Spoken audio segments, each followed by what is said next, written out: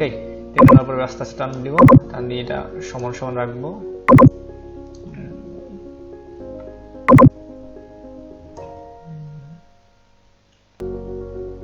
Properly তৈরি করা শিখবেন। এবার আমরা কি চাপ দেবো, ইন্টার চাপ দেবো। ইন্টার প্রেস করার পরে আমরা এই যে এটাকে বলা হয় ম্যাজিক টুল। ম্যাজিক টুল দিয়ে কি করবো, এটা রাখার পরে আপনারা লিখবেন কন্ট্রোল আল্টা স্পেস চাপ দিবেন। সেক্ষেত্রে আমরা স্পেস ক্লিক করি না, সেক্ষেত্রে আমরা এখান থেকে ব্যাকগ্রাউন্ডটা ক্লিক করে নেব। আমরা যেহেতু এখানে ব্যাকগ্রাউন্ডটা সিলেক্ট করতে যাচ্ছি, সেক্ষেত্রে এখানে একটা ব্যাকগ্রাউন্ড ক্লিক করব। ওকে, তারপরে কি করব, ব্যাক স্পেস ক্লিক করলাম। এবার কি দিব, ডি দিব।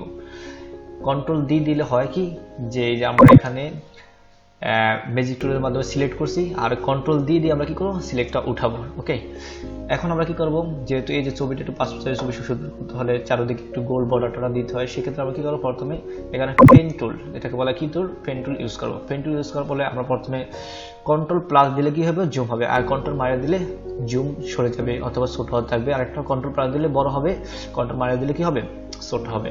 সেক্ষেত্রে আমরা কি করবো, এখানে বড় করবো, যেহেতু স্মুথলি ছবিটা করতে চাচ্ছি, সেক্ষেত্রে আমরা কি করবো, এখানে বড় করবো। প্রথমে আমরা এখান থেকে ধরলাম, ধরার পরে এখানে কার্সর বাটন রেখে আমরা কি করবো, এভাবে ক্লিক করলাম, নাকি রাখলাম। এখানে আমরা এই যে এখানে দেখবেন কি, আমরা ফিলটা শূন্য করে দিবেন। ফিলটা কি করে দিবেন, শূন্য করে দিবেন। তারপর এখানে এই যে দেখছেন একটা গোল দাগ আসছে, এখানে রাখার পর আপনি কন্ট্রোল চাপ দিবেন। কন্ট্রোল চাপ দিলে দেখবেন কি দাগটা চলে যাবে। আবার এইভাবে আমরা কি করলাম, ভিডিও তৈরি করলাম এইভাবে। ওকে, আবার এখানে একটা কি আছে, গোল দাগ আছে, এখানে কিন্তু আমরা আল্টা চাপ দিব। ওকে, এভাবে আমরা আল্টা চাপ দিয়ে পুরোপুরি চুলটা করতে থাকবো। তো স্মুথলি স্লো স্লো করি আপনাদের বোঝার স্বার্থে, আমি কি করি, আস্তে আস্তে দেখাই আপনাদেরকে বোঝার স্বার্থে। এভাবে আমরা আস্তে আস্তে আনলাম, চারিদিকে দেখেন কেমন দাগ দাগ দেন, কি করবো, আস্তে আস্তে আনতে থাকবো, নাকি আস্তে আস্তে নিতে থাকবো, আস্তে আস্তে দিয়ে কাটবো।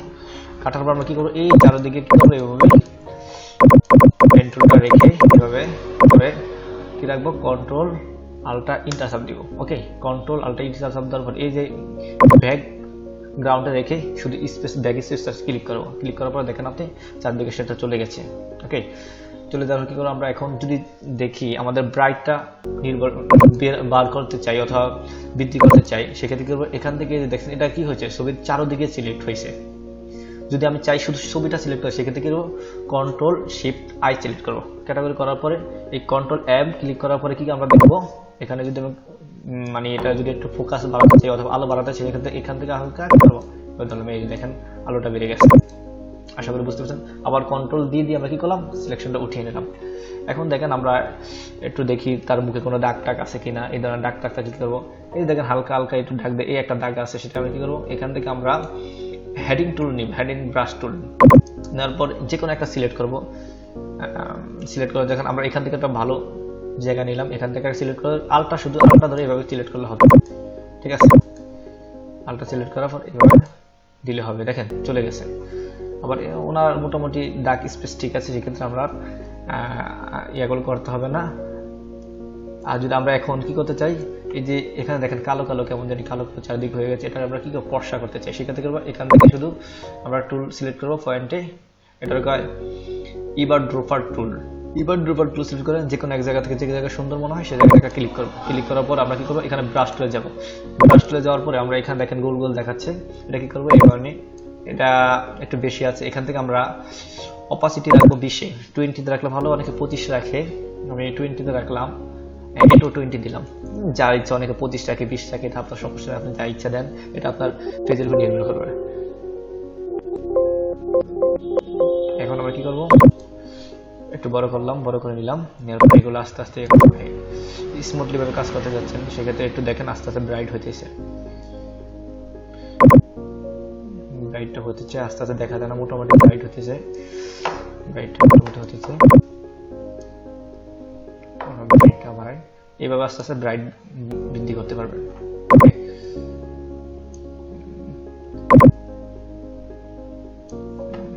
এবার কন্ট্রোল মাইনাস কি করুন, আমরা একটু আবার দেখি কন্ট্রোল এম এ আইসা একটু কি করুন, ব্রাইটটা বৃদ্ধি করে দিই, ঠিক আছে। এখন দেখেন চারপাশে ব্যাকগ্রাউন্ডে বৃদ্ধি হয়ে গেছে, এটা আমরা বৃদ্ধি করতে চাচ্ছি ব্যাকগ্রাউন্ড, সেক্ষেত্রে আবার কি করবো, ম্যাজিক টুল ক্লিক করার পর ব্যাক স্পেস দিতে হবে, তাহলে আগের ইয়াটা আইসা পারবো। এখন দেখেন অনেক সময় ছবির ভিতরে দেখা যায় কিন্তু এই চারদিকে কিন্তু এই দাগ দাগে দেখাচ্ছে, দেখেন আপনি চারিদিকে কেমন দাগ দাগ দেখাচ্ছে না, এই দাগটা মোছার জন্য কি করবেন, এখান থেকে আমরা ডাইরেক্ট কি দেবেন, ব্লাউড টুল সিলেক্ট করবেন। ব্লাউড টুল সিলেক্ট করার পর দেখবেন এই যে সিলেক্ট করার পর চারিদিকে মনে একটু কি করবেন, হালকা হালকা দিয়ে দেবেন, এটা একটু ছোট করলে ভালো হয়। এটা যেদিকে এই যে দেখেন এখন আপনার কিন্তু দাগটা চলে যাচ্ছে, দেখতে পাচ্ছেন অবশ্যই দাগটা চলে যাচ্ছে। আমরা কি এই দাগটা আস্তে আস্তে চলে যাচ্ছে, নিশ্চয়ই দেখতে পাচ্ছেন দাগটা আস্তে আস্তে চলে যাচ্ছে। এভাবে আমরা আস্তে আস্তে দাগটা চলে যাওয়ার জন্য আবার একটু ছোট করলাম, চারিদিকে দাগটা চলে গেছে, দেখতেই পাচ্ছেন দাগটা কি করছে, চলে যাচ্ছে।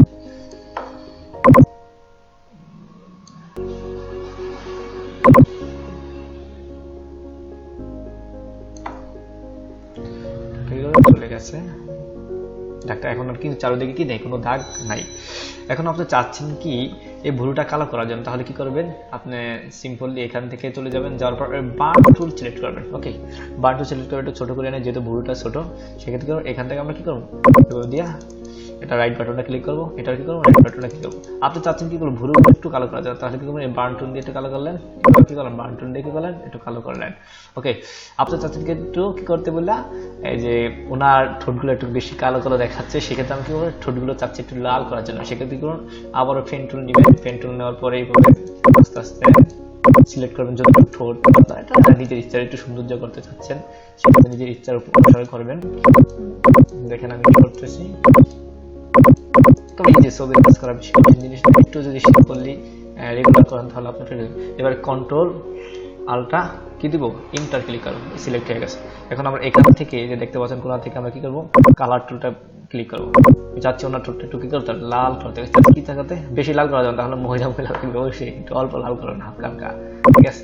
এখন আমরা কি করি, এই যে হালকা একটু লাল করে, বেশি লাল হয়ে গেছে, একটু হালকা হালকা সিম্পলি লাল হয়ে গেছে। এখন ওনার ঠোঁটটা কিন্তু এখনো কি গেছে, লাল হয়ে গেছে, অবশ্যই আপনি দেখছেন একটু ঠোঁটটা কি আছে। এখন দেখেন ছবিটা কি সুন্দর দেখাচ্ছে।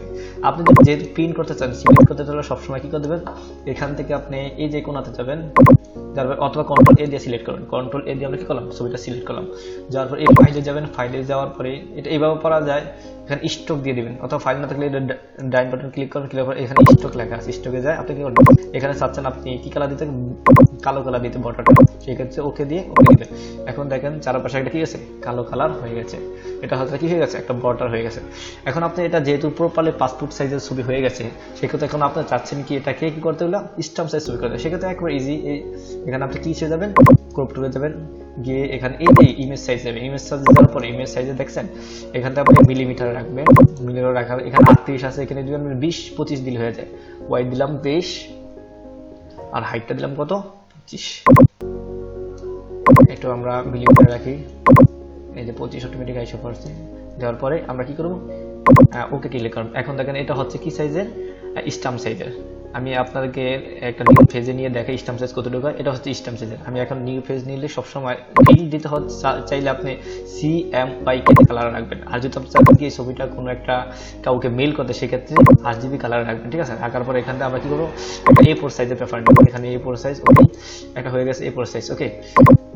A4 সাইজ হওয়ার পর আমি কি করবো, এখান থেকে আমরা কি করবো, ছবিটা আনবো, এটা হয় না কারণ এটা চারিদিকে কন্ট্রোল ই দিয়ে কি বাঁধন বন্ধ করে দিলাম, এখান থেকে এটা হচ্ছে কি সাইজ, এখন স্ট্যাম্প সাইজ। এখন আপনি যদি পাসপোর্ট সাইজ করতে চান, সেক্ষেত্রে কি করবেন, আগের মতন এখানে ইমেজে যাবেন, যাওয়ার পরে এই যে সাইজ দিবেন, সাইজে গিয়ে এখানে মিলিমিটার রাখবেন সবসময়, মিলিমিটার রাখার পরে এখানে এটাও মিলিমিটার করে নেবেন, ইঞ্চিটা মিলিমিটার করে, ওয়াইড আছে কত আপনাদের শিখিয়েছিলাম 38 mm, 38 mm, এটা হচ্ছে কি হাইট হলো কত 48 রাখবো আমরা, আপনি 40-50 রাখতে হবে, সমস্যা। এটা হয়ে গেছে কি সাইজের, পাসপোর্ট সাইজের, এটা হয়ে গেছে পাসপোর্ট সাইজ। এখন আমরা কি করবো, এখান থেকে এটা টুলটার নাম আপনারা পরিচিত করেন, এটা টুলটার নাম হলো মুভ টুল। এই মুভ টুল দিয়ে আমরা যে কোনো জায়গায় স্থান সরাতে পারবো। এই যে আমরা কি করলাম, সব এখানে রাখলাম, রাখার পর এটা এই জায়গায় রাখলাম, এটা হলো পাসপোর্ট সাইজ, এটা হচ্ছে কি সাইজ, স্ট্যাম্প সাইজ। আপনি যদি চাচ্ছেন অনেকগুলো ছবি করতে একসাথে, মানে আরো চাচ্ছেন, তাহলে সেক্ষেত্রে আপনি শুধু কন্ট্রোল ক্লিক করে এভাবে রাখলে আপনি কি হবে, আরোগুলো ছবি হয়ে যাবে। যদি আরো ছবি বাড়াতে চান, সেক্ষেত্রে কি করবেন, কন্ট্রোল ই সিলেক্ট করবেন, করার পর আবার কন্ট্রোল দিবেন, তাহলে দুইটা সিলেক্ট হবে। আপনি যদি চাচ্ছেন 4টা ছবি সিলেক্ট করতে, আবার কন্ট্রোল ই চাপ দিবেন, কি দিবেন, কন্ট্রোল ই চাপ দিবেন, একসাথে 4টা ছবি সিলেক্ট হবে। দেখছেন কি সুন্দর মজার বিষয়। আশা করি ভিডিওটা সবার ভালো লেগেছে এবং প্রপারলি যদি এইভাবে প্র্যাকটিস করেন আপনি হবেন একজন প্রপারলি ফটো ডিজাইনার এবং প্রপারলি ফাস্টফুড সার্ভিস তৈরি করা একেবারে doesn't matter for you. Thank you so much এতক্ষণ পর্যন্ত ধৈর্য সহকারে আমাকে দেখার জন্য। ভালো থাকবেন, সুস্থ থাকবেন, আল্লাহ হাফেজ, আসসালামু আলাইকুম।